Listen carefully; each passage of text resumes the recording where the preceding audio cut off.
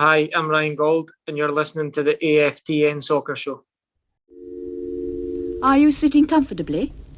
Then we'll begin. 10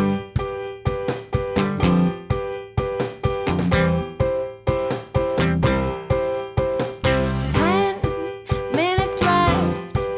Yeah, but there's still some time. It's not the final score. We need more than the numbers we're given. Show us you live and breathe the game. You're more than a name. That's what we came for. We can bring you more than the score. Every story. Let's take this thing off of the field into the real world away from the numbers.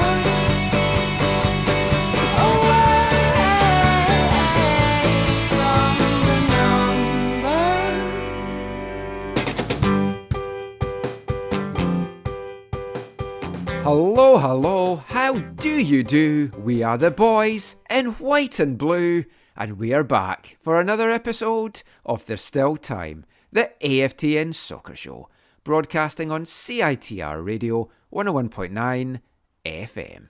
I'm Michael McCall. I'm Zachary Adam Eisenhammer. And I'm Navid Mashinchi. No Steve this week, he's on a boat, probably. Celebrating. Yes, celebrating the Whitecaps being back in BC, being back at BC Place, and being back to winning ways, back-to-back wins. They've set an MLS-era club record, 8 games undefeated, which no matter how you think about how they're playing or whatever this season, that's a tremendous feat with everything that they've gone through, considering only one of those 8 games has actually been a proper home game. So, I mean, that is tremendous in itself. We're going to get into Saturday's game. We're going to get into the wonder that is Ryan Gauld. We're going to talk Canadian Championship.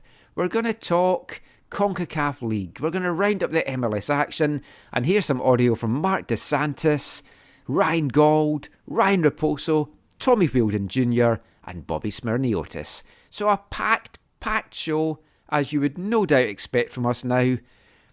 And of course, the other thing that you can no doubt expect from us just now is how we start off our weekend shows. We're opening up the gift that keeps on giving, Steve Pander's box of 2011 Upper Deck MLS trading cards. We'll rattle through it because we do have a busy show. Let's just get to it. Now, I have 13 or 14 doubles so far. Zach has nil. And looking at the first card that I've got out, I might also have this, or you got it, Zach. I can't remember. Chicago Fire midfielder, Corbin Bone. I think we both.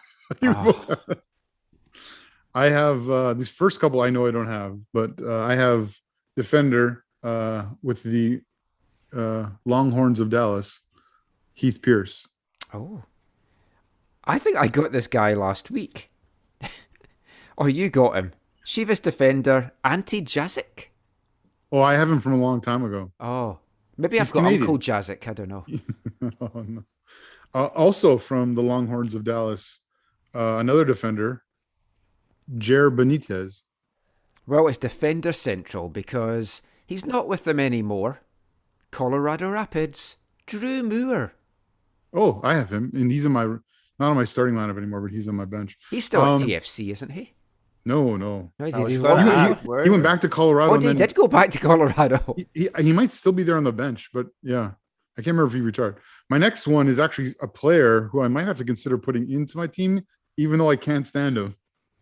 Can't stand his club. I obviously am against his national team. It's Dead Bulls, Rafa Marquez. Oh, well, interesting, because I've got a Dead Bulls guy that if my forward line wasn't stacked, I would probably put him in. Thierry? There's only one Agudelo. Oh, I got him. One Yeah, I got him. Agudelo. I think he's on my 18 or my 30 man roster. From the University of Akron, a MLS Super Draft card for the Houston Dynamo. He might still be in the league. Kofi Zarkoti. Oh, Well, I've got a lady next that you got last week.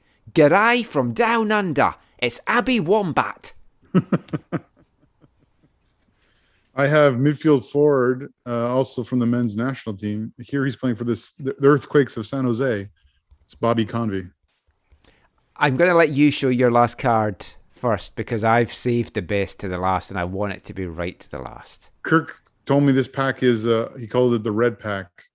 And this is a guy I do not remember, to be honest. Oh. He's a forward. His name is Salou Ibrahim from Dead Bull. Wow, lots of Dead Bull guys tonight. Well, the last card. This might make you see red. He's a forward from Seattle Sounders. It's only Freddie effing Montero. I have that card, unfortunately. But Michael, still zero doubles. Oh, disappointing. I hope all your last few packs are doubles. That's just that I don't have that I can swap. Because I don't want to be hanging around the schoolyards again going, anyone got any 2011 Upper Deck cards that you want to swap? Not sure the police will buy that excuse, but it's like, honestly, I got given a box at Christmas. Michael, come on. I'll swap you 5 Drew Moores for a Ryan Gold. Right, let's get away from the cards and into modern day. We're going to fast forward 10 years because it's felt like 10 years since the Whitecaps have been at BC Place. I am proudly wearing my homecoming Whitecaps t-shirt that they gave us last night. Take me home, it says, and it was a happy homecoming. It was absolutely amazing. I'm the only one of the three of us that was at the game, but it was weird being back. There's a few things I'll talk about with that, but the atmosphere was great. The performance was great. It was another come from behind victory. From watching it at home, Zach, how did you feel the whole occasion was? Yeah, I don't think it could have gone better for Vancouver. It's like, yeah, dream script. Like it played out how they would have wanted in terms of winning. But you would certainly have gone away from that game wanting a ticket to the next game if you didn't already have one. Yeah, and actually, it was more than just winning. It was the game was like intriguing. It also had like enraging moments, which we'll get to, I'm sure. But yeah, I think it was, and aside from you, I've talked to a few people there, and they really had a good time, and yeah, it was very, very, very positive for them. I was a little like, were you surprised? I know you tweeted out the number, 11,400, whatever. Yeah, 11,144. So people before the game, I heard from a couple different people said the same thing, that BC Place hosts or whatever, or people at BC Place on staff were telling them that they were like expecting like 9,000 or whatever. I mean, folk had tweeted out the Ticketmaster thing showing available seats, and there was a lot of available seats on the night. I'm surprised in some ways that they got that, but I think probably closer to the game, folk maybe saw how the Lions game went in some regards. Obviously, the exiting was not fantastic at the Lions game, everyone cramming into narrow corridors, but they addressed that. Every single exit door was open on Saturday. You could get out, no problem. I just left, walked out. It was fine. In some ways, it feels weird that it wasn't a sellout, though. No, like I didn't think it would be, just because there's still a lot of hesitancy. About That's being in big crowds. I did like getting to the stadium. I was a little nervous, but it's like I'm double vaxxed. At some point, everyone has to get back to doing normal things, and for us, that's going to football matches. Personally, for me, it was quite a big step to be in a crowd of that. I don't know if I would have felt comfortable if I wasn't in the press box being there. I'll say now, there was like walking into the press box, very disappointed. Like masks were recommended, but not mandatory. but very, very few of the journalists had masks on. Myself, J.G. Adams, Hard, Alex had our masks on. All the Whitecap staffs had their masks on. A number of the other journalists didn't. So that was a bit disappointing. I would like the Whitecaps to mandate, because they can do that, like shops do, that is a requirement. But yeah, Naveed, how did it come across watching it on TV down there? Oh, I can only echo Zach. I thought it was entertaining. I really enjoyed the atmosphere just watching it from TV. Like, it was actually quite entertaining, really, I have to say.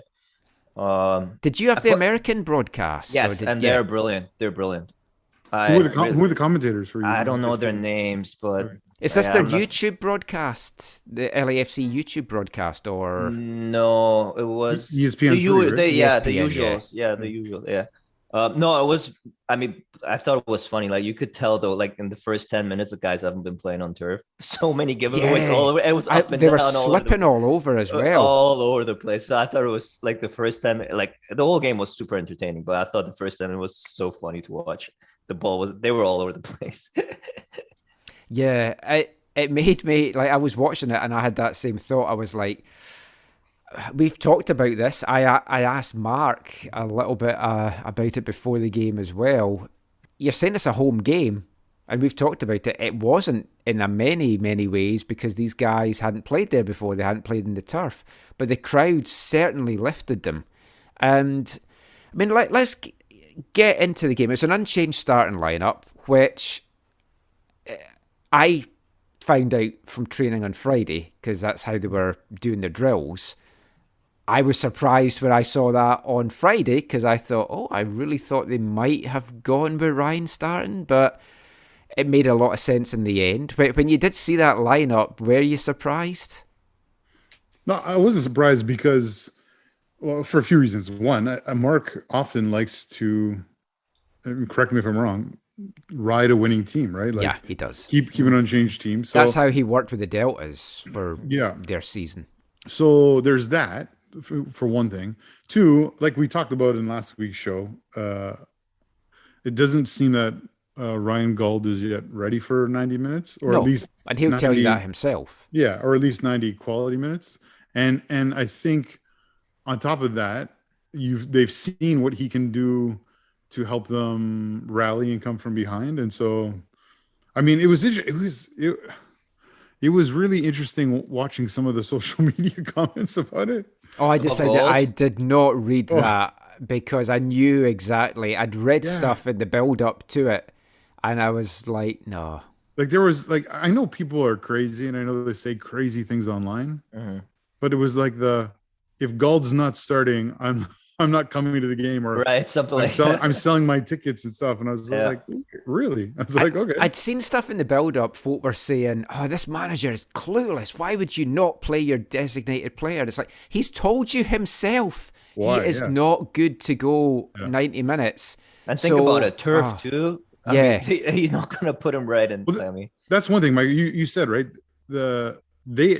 So Gauld and these other new players to BC Place, that was their first time ever on BC Place turf, right? So for anyone that doesn't know, they had to train all week up at UBC. They couldn't even get in on Friday to train on the turf there, because they were doing the clean-up from the Lions game. So these guys had never set foot on the turf until Saturday. Some of them had never even been inside the stadium. Hashtag home field advantage. Yeah. Right. But they've made it their home field advantage now. They've got that game under their belt. There's no excuses. If they don't win every single game now at BC Place, no excuses. Fortress BC Place. It's always dangerous when you build something up as a fortress. East Fife have been doing that and then lost a home game yesterday. So now the sky is falling in that regard.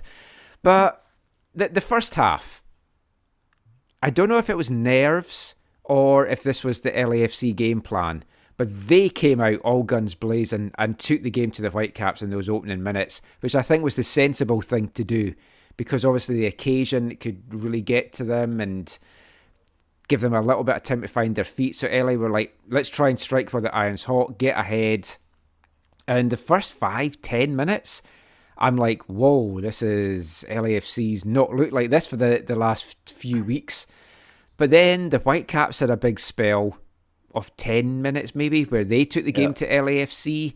But the last 20, 25 minutes of the half, LAFC came back and it was basically all LAFC. And I mean, Mark said it himself. Let's just be honest here. It was a terrible second half or first half performance. They offered nothing. There was no spark. I'm thinking, why is Brian White out there? He's doing nothing. They're not getting the ball to him.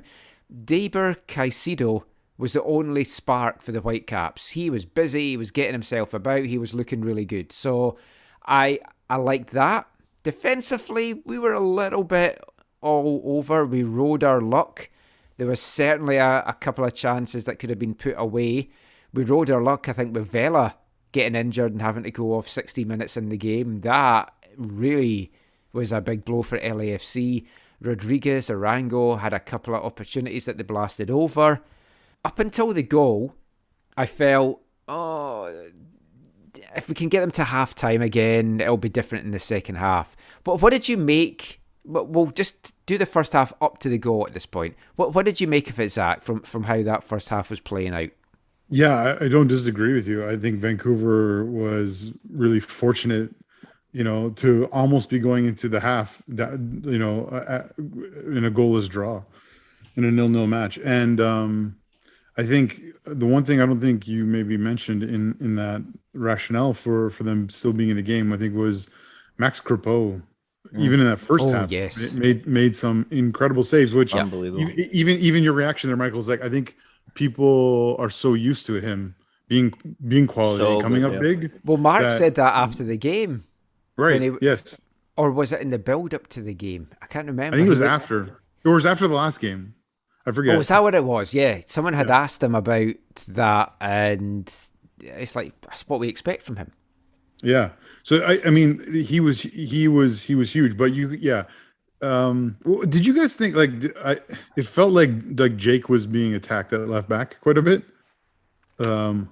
Yeah, they'd swapped a little bit at one point in the first half. I think just from a corner point and then swap back. But I think they were probably targeting Jake because they probably know he's a right back playing left ball. They will know. It's not probably. They will know. They know. So, I mean, that is what you're obviously going to attack. And he did well again on the whole. Yeah. And like Javaine Brown. Like, if I'm picking my players that really stood out for me, Max Crepeau, first half performance, some second half saves as well. Javaine Brown, I thought, was excellent. Defensively, but the passes for the goals that we got, excellent as well. Deiber Caicedo in the first half, little live wire. He was looking really good out there. And of course, Ryan Gauld. I mean, let's get to the big controversial moment, Naveed. So, if you said to me, LAFC is going to go in with a 1-goal lead at half-time, from the way that first half played out, I'd have been like, yeah, they deserve it. I think the 100%. balance of play, they deserve it. But to go in with that 1-goal lead, the way that they got it, a penalty from Rossi. Now, before we get into this, let's just get a quick yes-no from everyone round here. So, Naveed, for you, was that a penalty? No. Zach? No. And for me, no. When I saw it in the stadium, when I first saw it, I didn't think it was. When I initially saw the replay in the screen, I thought, oh, yeah, I think that is a penalty.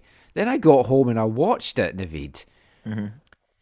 He stands on Javaine Brown's foot, which is then limiting his movement. Yeah. So Brown's left leg comes up and does catch him. I mean, there's no doubt it catches him.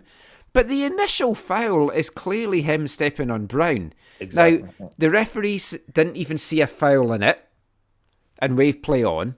But then he's called over by the fourth official. He somehow reviews that and says, yep, that's a penalty. And that's what I don't get.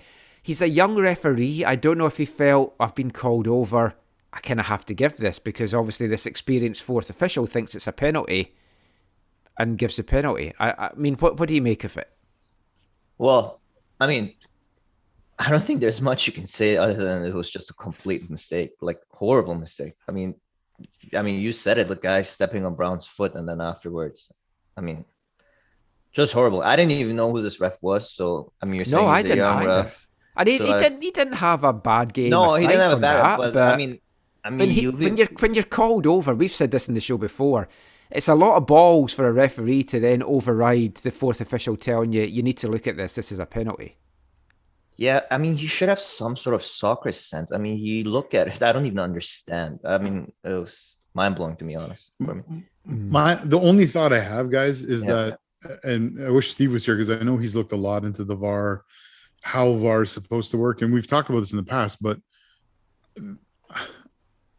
the only thing that makes sense to me is one of two things. One, they feel that who was it? Rodriguez. Rodriguez's contact with Brown was not a foul.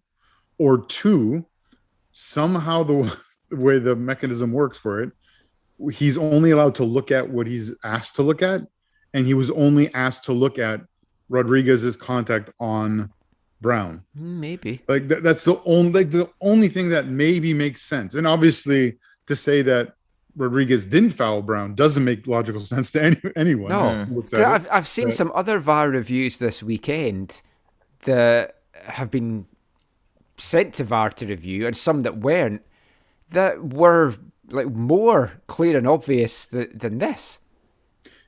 Yeah, because I mean, to me, it is clear and obvious that Rodriguez does make Brown does make contact with Rodriguez, but does not negate the fact that he initially fouled Brown, which should negate the following Yeah. contact afterwards. So And this isn't us wearing our white caps coloured No, specs, because no. against Minnesota, we clearly said that was the wrong decision. That was not a Yeah. penalty for the white caps. yeah, I I'd want have to been see. fuming if that had cost even Oh, yeah. if it ended up a draw and that's what cost you. Yeah. With how tight the West is, which we're going to come to in the next part, that's the difference between a team making the playoffs and not, and a manager keeping his job and not. Oh, totally. It'll be interesting to see if MLS does something, or they comment on it, or it's in their review thing or whatever. Because Well, Pro always review all their stuff over the week. it's on. Is it like on the Monday or the Tuesday or something? It's Yeah. on yeah. It'll be interesting to see if this gets mentioned in that, because it seems crazy.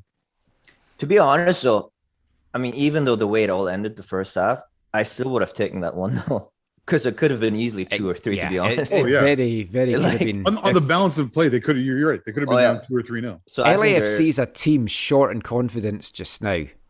And like losing their star man Vela, and then It's like they're missing like a leader in the middle of the park to hold them all together and bring them forward. maybe they should trade Gam. There's a young guy in Colorado that I scored actually over the I think weekend. man of the match of the weekend. I think, yeah. So, talking of men of the match or man of the match, the Whitecaps one came on at half time. Double substitution. I thought it was possibly going to be a triple substitution, because you guys may not have seen this on the TV. I don't know what they showed. So the subs were all warming up, but 3 of them were really getting put through their paces by the training staff. And that was Gold, Baldissimo and Jungwirth. So I thought, we might didn't- be getting a triple sub here, because there was a shot towards the end of the first half of Andy Rose.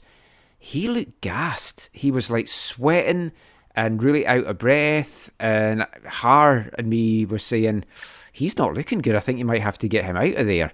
But obviously he recovered well. So I wonder if they were looking at that, and that's why Jungwirth was warming up as well. But Let me tell you this, though, they were targeting going behind the backs of Rose and Vasiljevic. Like there was like a few instances, and they looked a bit shaky. I mean, the ball over the top, like behind them. there was a There couple was, of like- occasions Oh, that yeah. they got the better of them. And again, bad finishing. I mean, they really, really should have done better. There was some from such good positions. I know they hit the post in the second half, but there was a chance that was headed over. And Even Brian White's, I mean, he was on a breakaway. I don't know in the first half. That part, I don't Yeah. know what happened. Hey, go easy.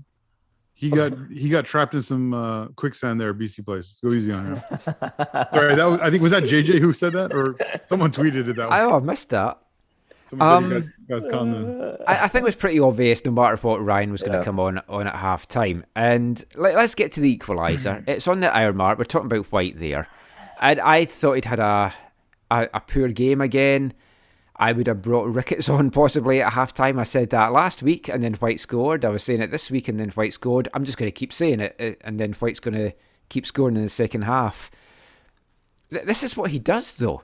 It's like he is a player that can be invisible for games and then gets this one chance and buries it. He's a poacher. He's a goal scorer. And yeah, it isn't ideal, because there's going to be some times that we're playing teams and they are more than one goal up at half time because they've taken their chances. If he keeps putting the ball in the back of the net, hey, I can live with it.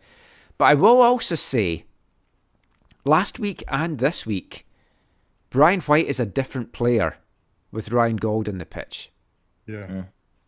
And the whole front four were electric last week and this week when Gauld was on the pitch. So maybe we will see the best of Brian White when Ryan Gauld is starting. That could make sense from a player's perspective. I mean, if you see someone coming in on the pitch like Ryan Gauld, it just lifts the whole team. Everyone gets more confident. It's just automatically. That makes sense. You can't talk about the first goal though, Michael, without talking about how the Whitecaps won the ball back, and it was a really good tackle from Matthew from Baldissimo. Baldy. And Michael Baldissimo. We hadn't transferred in from Pacific FC. Sorry, I always get them I have to backwards. think as well, so it's okay. Oh yeah. But Baldissimo's tackle to win the ball back led to that goal, which was like as good as an assist. Like Yeah. it was huge. It was huge. Both And the his goals addition- were a and his joy to addition- watch. Oh, totally. His addition at half, obviously, it's overshadowed by the goal scoring, feats of Gauld, but still, I think. I wonder what it's going to take for him to get back into that starting 11, because he is a real Well, maybe in a that smaller way, performance. in a different way, he is like a game changer for them. In the game against LAFC a couple of weeks ago, I think, wasn't it Baldy, Bikel, and who else? And was it Rusty? And Might they have played been- well. Might have been Kyle.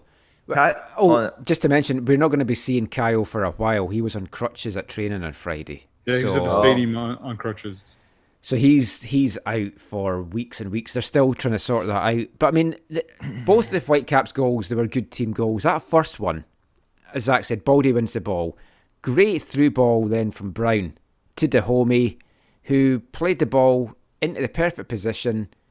White sweeps it home, as it turns out. At the time, everyone in the stadium, I think, thought that it was Ryan Gould's goal, because crashed off the bar. I thought it hit the goal line and come back out. Mm-hmm. This is the problem with MLS, because they don't have those watches. Oh, Yeah. I see. The first replay, I knew it was White's goal. Yeah.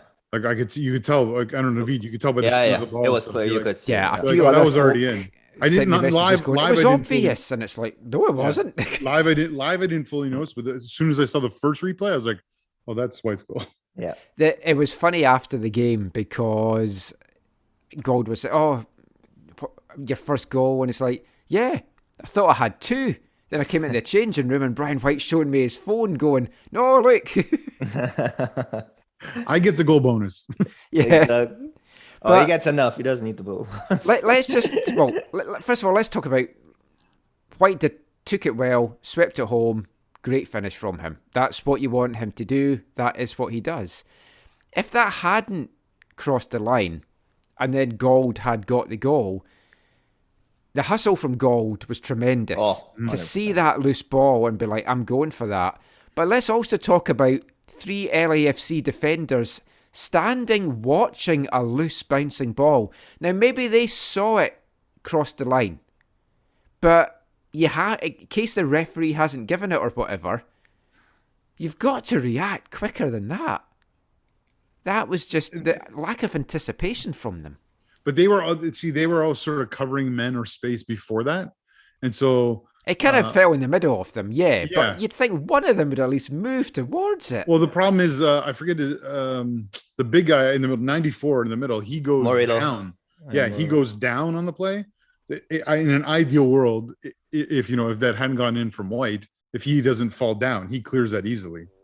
But you're right. I mean, what Ryan Gold is showing so far is like his football IQ and his the great Thomas Muller he's known as the interpreter of space in Germany, and Ryan Gold is showing that he is much better at interpreting space than his opponents to this point in MLS, and especially how he's choosing to use it, exploit it, run into it. I mean, on both the goals, the way he finds space and knows where to be is like something that Vancouver hasn't seen since maybe Kenny Miller. No, the intensity was flying into it was impressive. But I mean, he flew into the net as well. He was like tangled up in the net, which gave me flashbacks to the Euros of David Marshall. You see a Scottish guy tangled up in the net. Didn't want those flashbacks. I was a little worried too because I had been messaged before the game. I told a friend of the show and sometimes participant Will Silver. He was watching the game with our friend from Twitter, Our Dumb World, Greg Petrie. And I told Will, make sure you hold Greg back from streaking across the field when Gold scores tonight. And I don't know how it turned out, but I didn't see any streakers. I was surprised, actually. I was half expecting it. I thought it's BC Place. There's bound to be a streaker. Now, the Whitecaps, on level terms, it was nearly short-lived because Rodriguez hit one off the post that he really should have buried.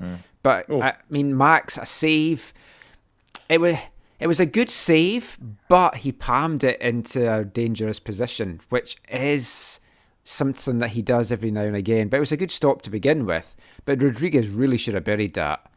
And that was really, though, the last big bit of danger the Whitecaps faced. There was a couple of close calls, free kick that just went narrowly over and stuff like that. I was still confident the Whitecaps were going to get the win here, and it took right until the 89th minute for them to get it. Ryan Gold, as we all know, got that winning goal, but there was so much to like in this goal. So, Janio Bikel, that cross-field ball that he delivers initially to set up Javaine Brown. And then Brown, little pass to Raposo. Raposo has the knowledge, the IQ to stop, turn to make space for himself, and then a pinpoint delivery right onto the head of Gold, who, I mean, it's maybe been a while, obviously, since we've had a number 10 here. I don't expect a midfielder to be there. I'm thinking, where's Tosaint Ricketts? Why is he not in the middle? But Gold is the guy that was there, took the header so well, and just gave the keeper no chance. But as an all-round team goal, I think that's possibly now moved into my goal of the season so far for the Whitecaps. 100%. For sure. Yeah, 100%. Quality goal all over. I mean, overall, it was perfectly played. And yeah, I was actually going to ask you guys, is he known for scoring headers? I mean, that just looked so good. To me, no. Yeah. But I mean, I didn't watch a lot of him in Portugal. He got a lot of penalties in Portugal. But when I've watched him before, he wasn't really known for his aerial ability, but that was beautifully taken. And that's another thing that I think is endearing about him and encouraging for Whitecaps fans is that he is far more complete of a player than they've had in attacking roles in the past. Because he's not just a setup person. He's not just a pure scorer. He's not just someone who will only shoot from distance or who will only be there for a tap in. Yeah, now he's shown that he can get onto the end of a good cross in the box and head home. Now, obviously, he was wide open and unmarked and stuff, but it was still a quality header. And again, it was because of how he read the space and ran into it. Yeah, and again, I was going to say the LA defending. It's like if you wonder why this made it, 4 straight defeats for LAFC and they're winless in 6 now. That defence against the Whitecaps in that second half shows you exactly why they are in an absolute mess just now. Yeah, because we'll get, you were going back to, you said something about you were wondering where Toss was. If you watch it again, what actually happens is Toss makes a near post run, which opens the middle, and Gold sees that. He reads it, and he follows into the space. That's what happened. That makes Raposo picking him out all the better as well. Oh, yeah, and Raposo, great cross. I know it was funny because when he came on, I think they flashed a thing on the screen that said something like, 1 assist in 16 appearances this year or something like that. And then he's the one, like his second assist is, he's done well of late. I'm liking what he brings off the bench. And it's still a big concern of me what we have on the bench just now. But I mean, if we can, like, Toss is good for a few goals a season. He's shown that in this league. So I mean, him, Raposo coming off the bench, it gives you a little bit of hope. I'd still like us to try and get some kind of business done to get another forward in. I just feel we need it. I mean, what, with 2 weeks into Cav is possible 6 weeks, so maybe there's a little international break in there as well. But I mean, overall, I think on the second half showing, the Whitecaps deserved to win. If it was a draw, I'd have taken that as well. Yeah. But I actually, right after the game, I mean, I didn't even want to listen to MDS. I just wanted to go straight into listen to Bob Bradley's interview because he was probably fuming. Oh yes, I've got a little bit of that coming up just now. Okay. Oh, Michael, I might disagree. I mean, the only thing the Whitecaps, like, it's not totally unjust that they won. But if you are Bob Bradley or you are an LAFC supporter, you'll look at that match and say, "How did we do this? We threw that away. We got gifted. We got gifted a goal from the penalty spot. We hit the post. We had all these chances. Their keeper made some huge saves. Exactly. We wasted and shot wide a number of times, and we gave up goals where our defending was not good. So I mean, that doesn't take away from Vancouver. But if you're LAFC, this feels like a really bitter pill to swallow. For sure. Yeah. Well, let's hear a little bit now from both head coaches. So first of all, we're going to hear from Bob Bradley, the Dark Lord himself, enjoying the Wings and Wizards at BC Place yesterday, and Marc Dos Santos. I don't have many words right now because it's been too many times that look the same. A lot of chances, and then some part of just as a group being stronger, being better in key moments, not letting the team come back into the game if it's 1-1, finding a way to get the next goal. So it's been so many of these days, and I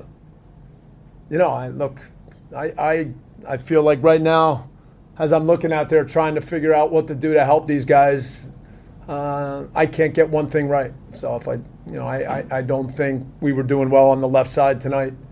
And we felt that maybe we could make the change with Raheem going in for Marco. But both goals come down our left side, the right side for them. We still,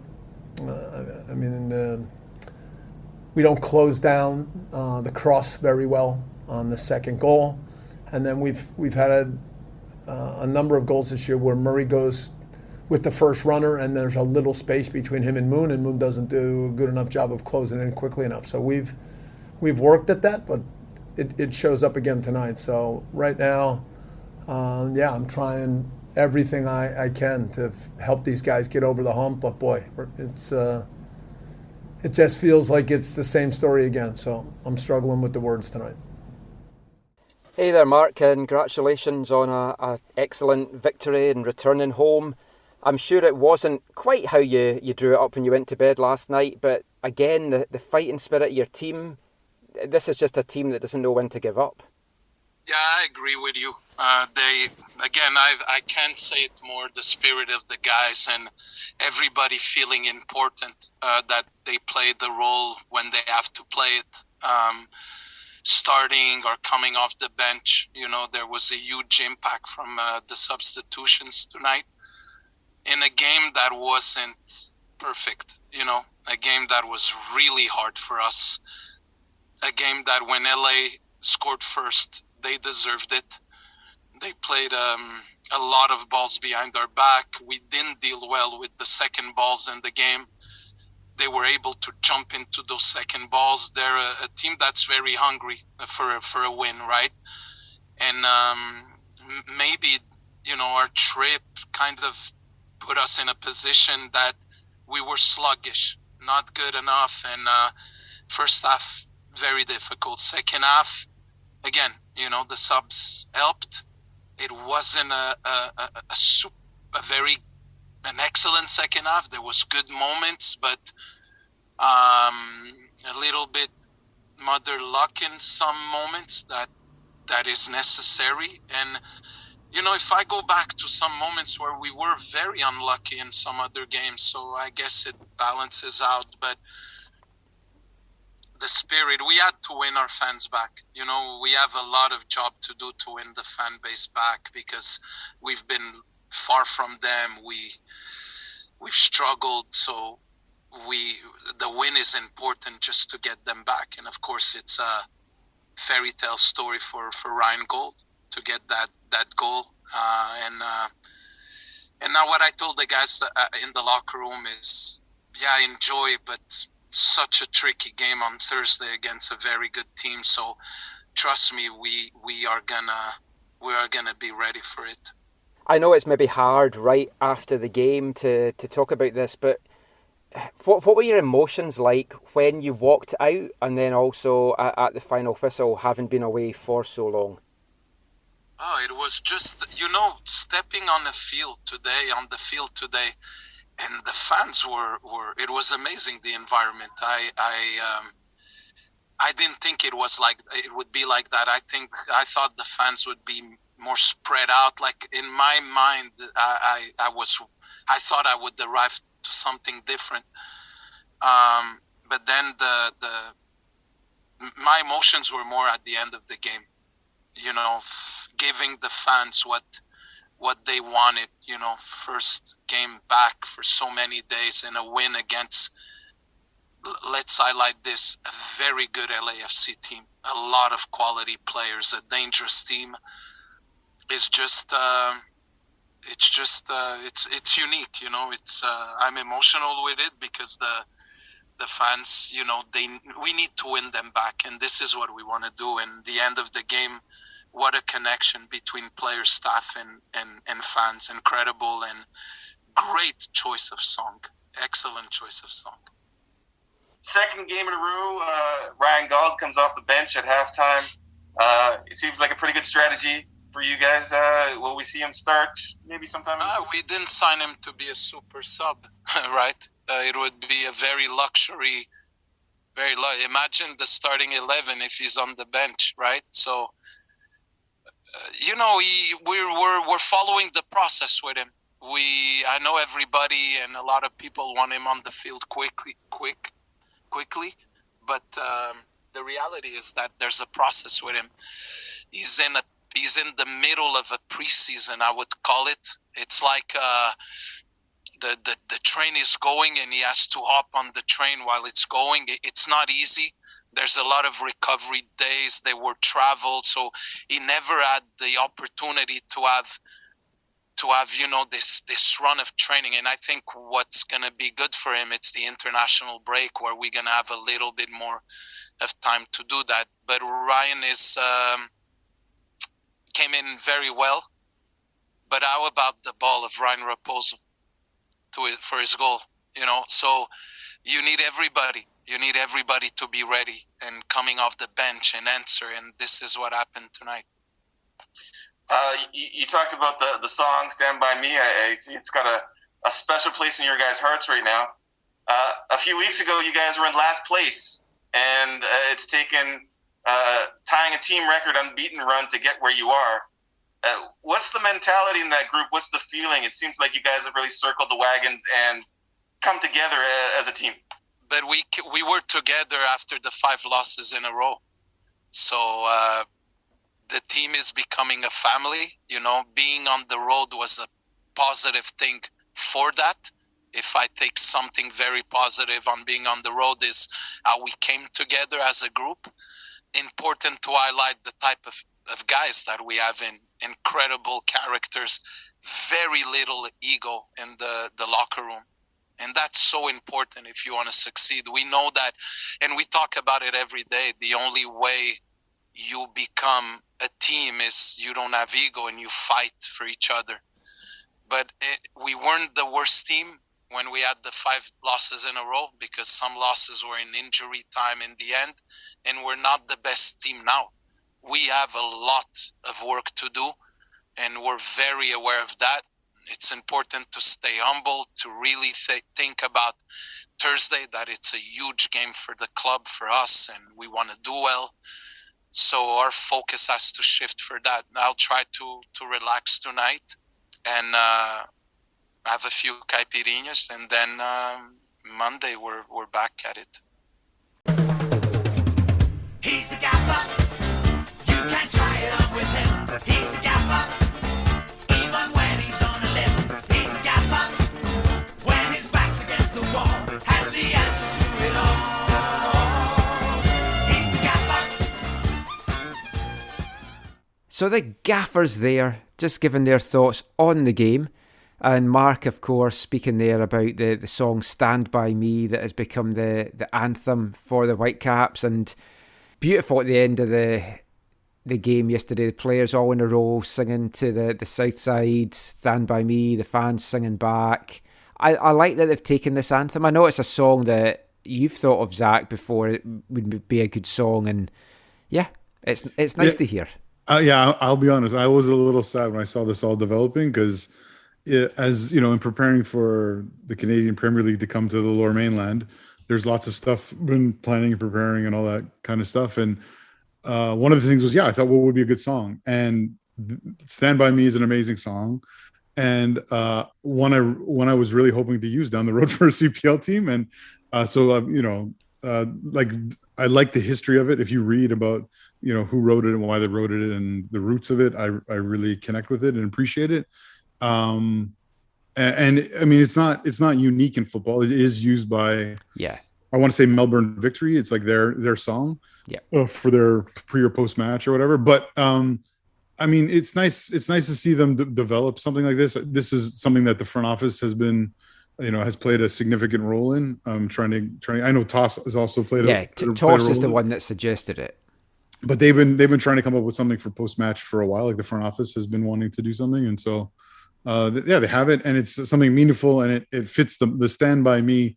I think just fits. It's like You'll Never Walk Alone in terms of it fits for football anytime, but it fits the moment really well for this whole, hey, we've been in this horrible situation where we haven't been able to play, and you've stood with us in it, and we're thankful for that. So I think it's great. I think it's a tradition that will not die quickly for Vancouver Whitecaps, and I'm really happy for the supporters to have this kind of tradition. It's a really quality one.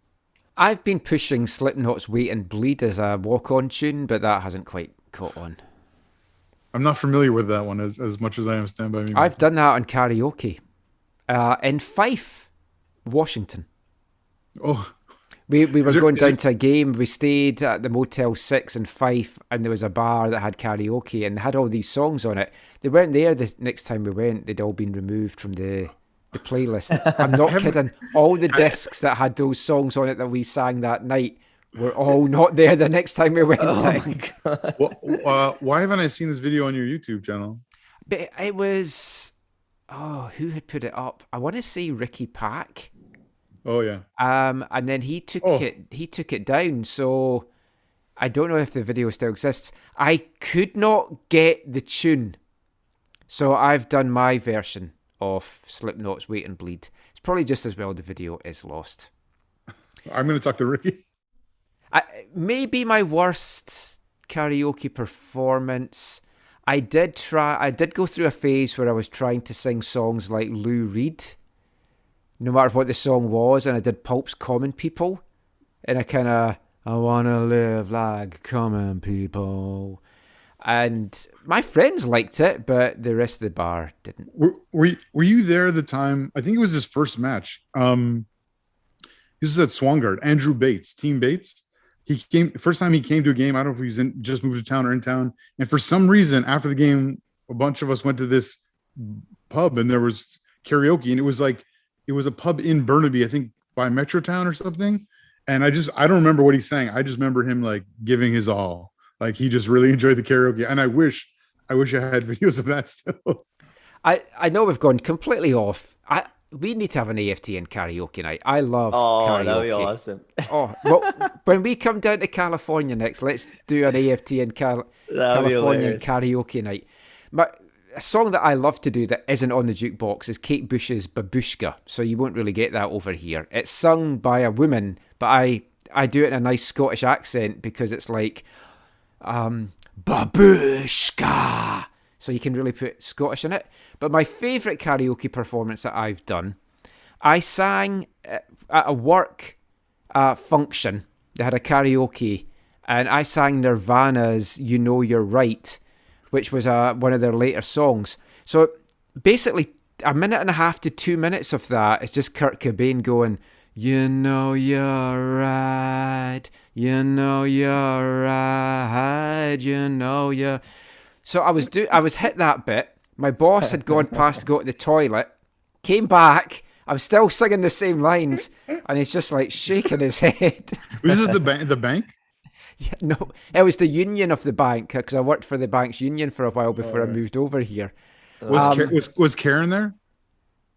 Or was the name of the lady you had to fire? Oh, no, no, we'd fired her by then. That was Anne. Right, sorry. Let's get back to the Dark Lord now, after that. Bob Bradley. So some of the comments that he said there. He said, I mean, this... We were talking about this when I did my East Fife recording this morning for our podcast. The East Fife manager sounds like he just doesn't know where to turn now. Bob Bradley was giving those things out. He's like, he said he feels that he can't do one thing right just now. He said he was struggling for words. Twice he said that. He said it's the same story. He's trying to get the guys getting over the hump, but he doesn't know how to do it. Now, Naveed, that's a manager that feels like he's not instilling a lot of confidence that he knows how to do this. You think he'd have good experience with how it was at Swansea in the Premier League and the struggles there, but... That was surprising to me, seriously, when I heard that. I was expecting he would be fuming over the turf again, or I don't know, just go nuts. But it was just so downbeat, and like Exactly. I don't know what to. I what wasn't to do. expecting that one. I mean, like I said, that was the first thing I tried to tune into. I just wanted to see his reaction. But Michael, do you think he's resigned to his fate? Like I know you've talked a lot about you think if they don't I make the just playoffs, can't he's see done. how they keep him if he doesn't make the playoffs this season at all. But yeah, maybe he is. Now you'll appreciate this. There was a couple of questions in the 9-minute post game about Vela and whether he would be available for the All-Star game on Wednesday. And I'm sure Bob Bradley was basically wanting to go, I don't give a shit about the All-Star game. Exactly. We're on a losing run and we've just lost our key guy, and you're asking me, is he going to be good to go for this stupid game that we've got? Stupid game, exactly. Someone from Vancouver asked him that? No. It's like the I was local just gonna journalists say, down there. okay. Such an American question to Yeah. ask. Oh, that's, yeah. You think they know? There's a Maybe they're big not. game coming up midweek. Maybe they're not a regular. Oh, I mean, he took it well. I wouldn't have. But anyway, let's move to MDS. So I asked him off the bat about the fight of this team, the mentality of this team. And Mark says there's very few egos on this team. And I mean, that's great. They're fighting as a group. And I genuinely cannot speak highly enough about how this group, Naveed, goes a goal down and their heads do not go down. They've got the belief that no matter what, they're going to get back into this game. It's a never give up attitude. And that's... We didn't see that last season. 100%. And that's kudos to the staff. I mean, what they install into the guys to always believe and keep going. I mean, credit to Mark, MDS, and the rest of the staff. And I wasn't expecting that, to be honest, that they, I mean, like, even at the beginning of this season, at some point, I thought, I mean, he lost the changing room at some point. That's what I thought.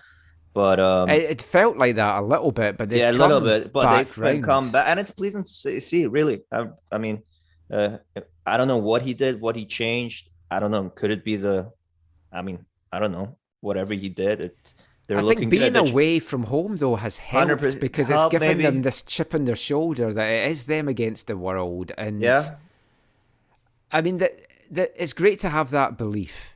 And I mean, let's just hear a little bit of audio from the two Ryans. We're going to hear from Ryan Gauld first and then Ryan Raposo, just on their thoughts about this mentality and this fighting spirit that we have in the team right now.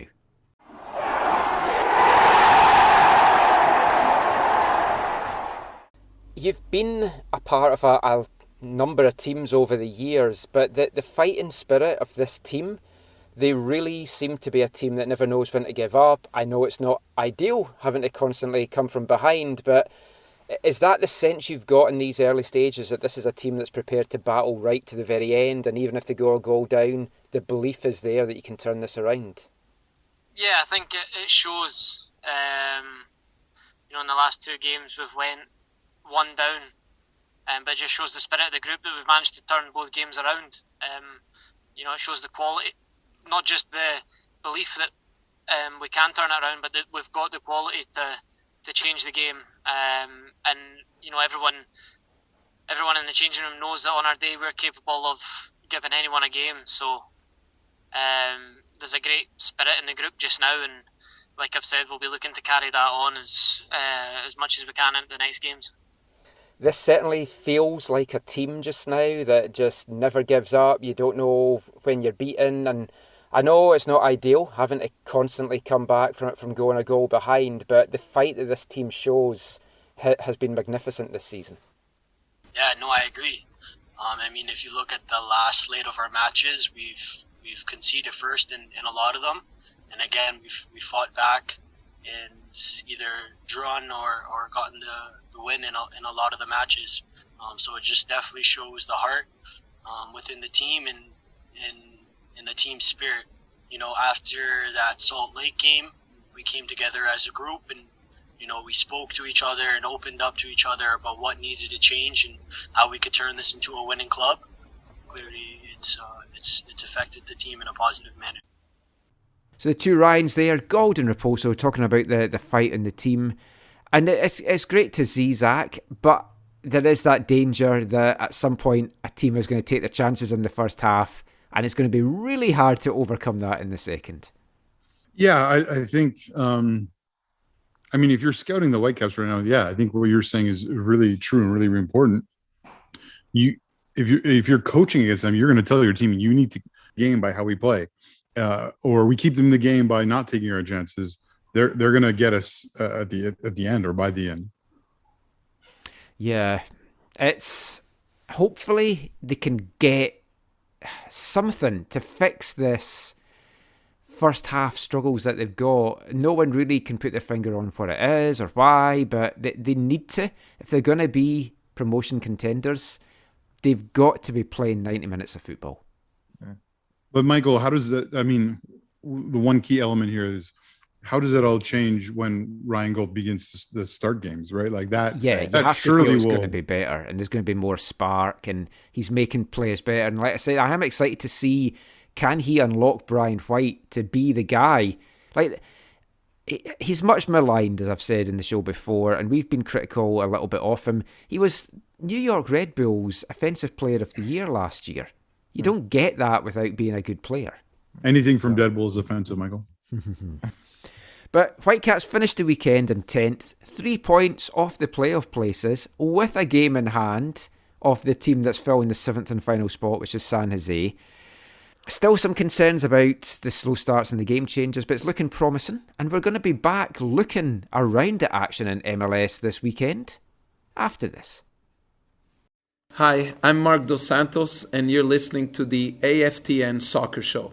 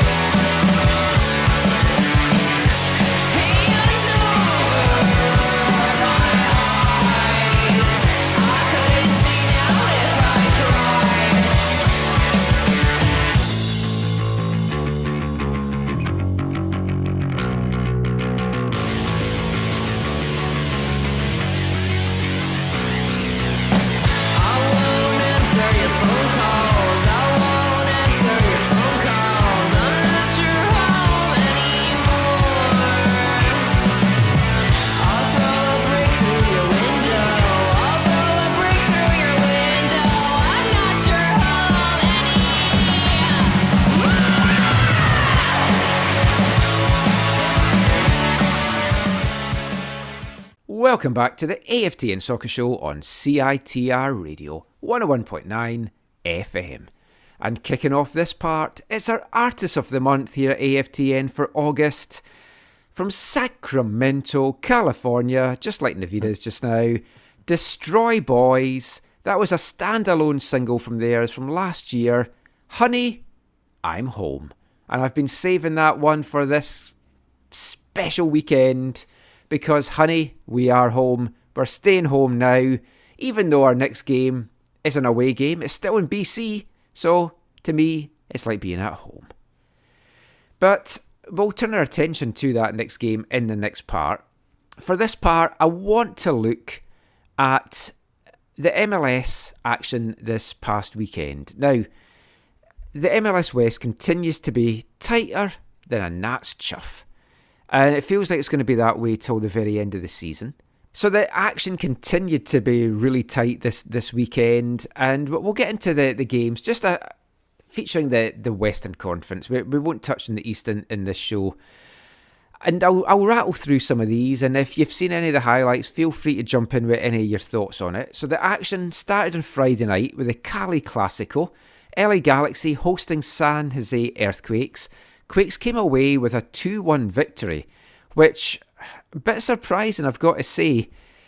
Not a great result for the Whitecaps in the grand scheme of things, but looks like, I touched on this last week, the Galaxy might be like their LA counterparts, and they could be free-falling if they don't solve some of the issues that they've got here. They were awful in this game, and San Jose could have been out of sight at half-time. It's a good job that the Galaxy have got some points on the board early, because I think they're going to need it. It could have been so much more for San Jose. It could have been a shellacking if it wasn't for the saves of Jonathan Bond. He came up big in this one for the Galaxy. It was 0-0 at the half somehow. Ibo Bisi had missed a few chances, but eventually put them ahead in the 52nd minute. His first goal for the Quakes. LA tied it up through Victor Vasquez. Absolutely horrible defending. The ball trickled in from a corner. The defender missed getting a leg on it. JT Marsikowski let it kind of run through him.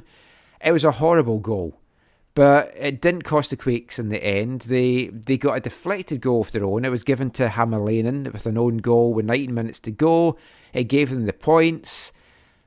Quakes are playing well away from home. Not doing great at home, but that was a big win for them. Did either of you see the highlights of this one?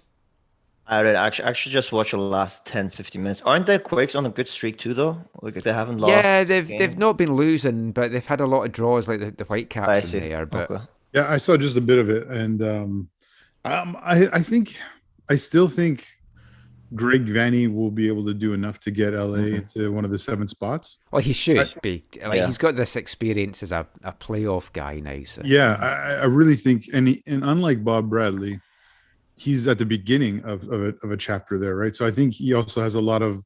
I think the pressure is less and it's different for him in LA than what it is for Bradley. And yeah, so I don't think it's going to be a free fall for them. San Jose, I mean, they love their games with the Galaxy, and they love beating the Galaxy.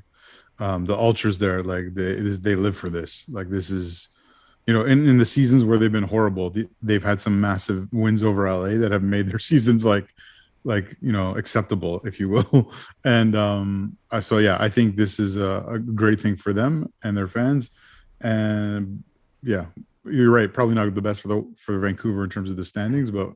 No, we'll see. It was only a couple of weeks ago, though, that the Galaxy had a game that if they'd won it, and it might actually been against the Whitecaps, they were going to be top of the West.